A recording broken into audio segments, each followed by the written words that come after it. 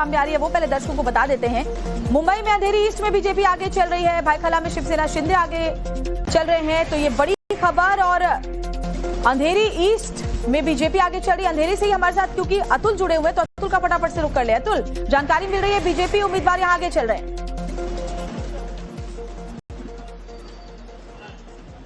फिलहाल खुशखबरी के हिसाब से अगर देखा जाए तो बीजेपी के लिए यानी कहे महायुति के लिए अंधेरी के जो वार्ड है 72 से लेकर 79 और 86 ये वार्ड के जो बीएमसी के हैं उनका यहाँ पर काउंटिंग चल रहा है। तो अच्छी खबर, चूंकि पोस्टल बैलेट्स की अभी काउंटिंग चल रही है, तो रुझानों के हिसाब से अंधेरी का जो ये वार्ड है वहां पर फिलहाल खुशखबरी है। और यही वजह है कि यहाँ पर कार्यकर्ता धीरे धीरे इकट्ठे आने शुरू हो गए हैं। और भी लोग यहाँ पर मौजूद है, बात करते हैं। सर, कौन सी पार्टी से हैं, किसके सपोर्टर है? पब्लिक हूँ, देखिए ना, पब्लिक है, लेकिन लड़का तो आए हैं भगवा, दिल गया है, भगवा तो है ही है ना। अच्छा, तो क्या लग रहा है, कौन जीतने वाला है, किसका जो है झंडा फहराएगा यहाँ पर? अतुल, माफ कीजिए, लौटती हूँ आपके पास। एक और ब्रेकिंग दरअसल सामने आ गई है। रुझानों का बताते चलना बहुत ज्यादा जरूरी है। पुणे में बीजेपी 32 सीटों पर आगे चल रही है। एनसीपी अजित पवार 12 सीटों पर इनके कैंडिडेट्स आगे चल रहे हैं। शिंदे शिवसेना की बात करें तो 2 सीटों पर ये कैंडिडेट्स आगे चल रहे हैं। तो ये देखिए, शुरुआती रुझान जो है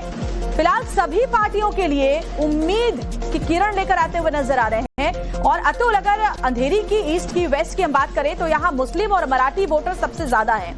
एक बड़ा निर्धारण जो है उनकी तरफ से किया जाता है। तो ऐसा लगता है कि महायुति के उम्मीदवारों पर, खासतौर पर जो मराठी वोटर्स हैं, क्योंकि उनका बहुत ज्यादा प्रभाव है, उन्होंने यहाँ पर उनको वोट दिया होगा।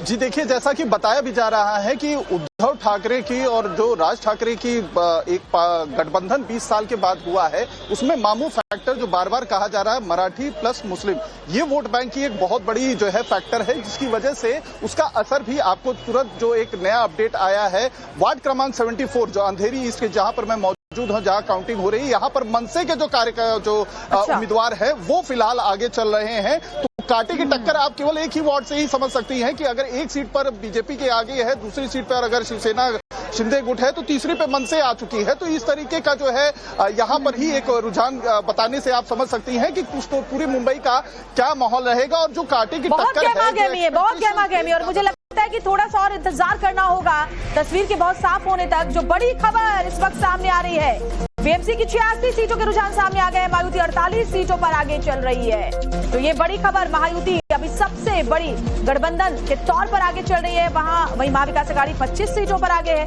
कांग्रेस 6 से ज्यादा सीटों पर आगे है। कांग्रेस ने अलग राह अपना करके इस बार अलग उन्होंने चुनाव लड़ा है, चुनावी मैदान में अलग से उतरे हैं। वीवीए के साथ हाथ मिलाकर कांग्रेस ने अपने 143 उम्मीदवार उतारे थे, वीवीए ने 46।